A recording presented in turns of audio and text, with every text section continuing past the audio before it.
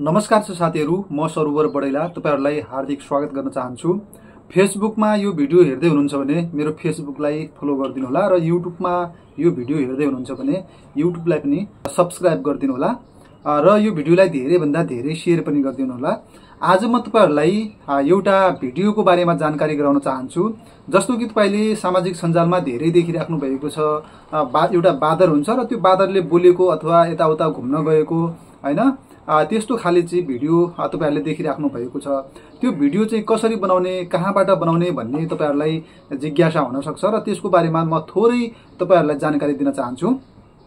यदि तपाईहरुसँग Android phone छ भने तपाई सबैभन्दा पहिले मोबाइलको प्ले स्टोरमा जानु होला र प्ले स्टोरमा गइसकेपछि तपाईले त्यसमा चाहिँ एउटा च्याट जीपीटी भन्ने प्ले स्टोरमा एउटा एप्स हुन्छ। त्यो च्याट जीपीटी लाई चाहिँ तपाईले डाउनलोड गर्नु होला र त्यो डाउनलोड गरिसकेपछि तपाई त्यसमा देख्न सक्नुहुन्छ, यता चाहिँ लेख्न पनि सक्नुहुन्छ र भोइस रेकर्ड पनि गर्न सक्नुहुन्छ। तपाई कुन चाहिँ फोटोको खोजीमा हुनुहुन्छ हैन, अथवा बाँदरको जुनसुकै पनि वस्तु जनावरको फोटो खोज्न चाहनुहुन्छ भने त्यसमा तपाई सर्च गर्न सक्नुहुन्छ। तो कि म काठमाडौँको पशुपतिनाथ मन्दिरमा एक बाँदरको फोटो भनेर सर्च गर्छु। चाहिँ काठमाडौँको पशुपतिनाथमा एउटा बाँदरको फोटो लेखेर सर्च गर्नुभयो अथवा बोलेर सर्च गर्नुभयो भने तपाईलाई बाँदरको फोटो पनि देखाउँछ यसरी। र त्यसपछि तपाईले त्यो बाँदरको फोटोलाई सेभ गर्नु होला।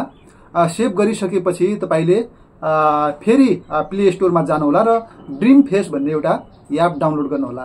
ड्रिम फेस भन्ने एउटा एआई भिडियो बनाउनेवाला एप्स हुन्छ। त्यो ड्रिम फेसलाई चाहिँ तपाईले डाउनलोड गर्नु होला। मैले चाहिँ अलरेडी डाउनलोड गरिसकेको छु र यसलाई यसरी ओपन गर्नु होला।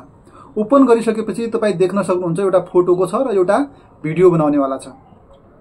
तपाई फोटोवालामा जानु होला। तपाईले फोटो डाउनलोड गर्नु भएको छ र त्यो त्यसमा फेरि तपाईलाई रेकर्ड भन्ने एउटा अप्सन आउँछ र यसमा चाहिँ तपाई रेकर्ड गर्नु होला। तपाई के रेकर्ड गर्न चाहनुहुन्छ, जस्तो कि हेलो नमस्कार, म बादर आज काठमाडौँको पशुपतिनाथ मन्दिरमा दर्शन गर्न आएको छु। पशुपतिनाथ भगवानले मेरा इच्छा चाहनाहरू सबै पूरा गर्नेछन् भनेर यसरी मैले रेकर्ड गरेँ। यति तपाईले भनिसकेपछि फेरि तपाई ओके गर्नु होला। तपाईले बोलेको देख्न सक्नुहुन्छ, यसरी अपलोडिङ भइरहेको।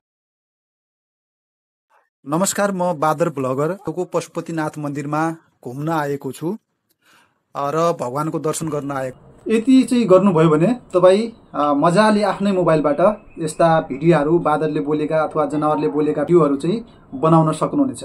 तपाईलाई यो भिडियो कस्तो लाग्यो, जस्तो लाग्यो त्यस्तै तपाईहरु सुझाव सल्लाह र प्रतिक्रिया पनि दिनु होला। र यस्तै नयाँ भिडियो हेर्नको लागि सरोवर बडैला युट्युब च्यानललाई सब्स्क्राइब गर्न नबिर्सनु होला। धन्यवाद।